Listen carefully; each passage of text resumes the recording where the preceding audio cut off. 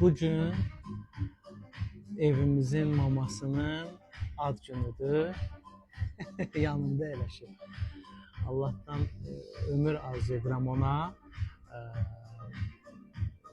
Uzun illər xidmətdə olduğum müddəti biz cəbhə bölgəsində nə əziyyətlər çəkdik.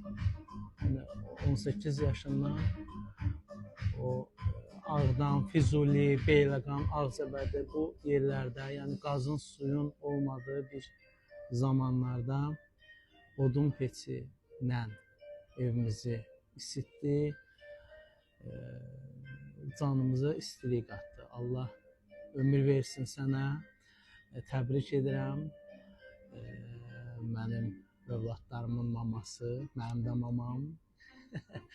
Və onun sayəsində həqiqətən mən olmuşam. Bütün əldə etdiklərim hamısı bunun nəticəsidir. Onun göstərdiyi diqqət qayğının nəticəsidir ki, mən olmuşam.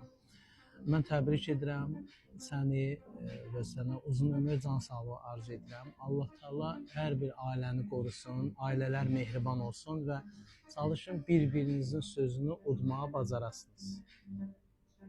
Özünüzə yaxşı baxın.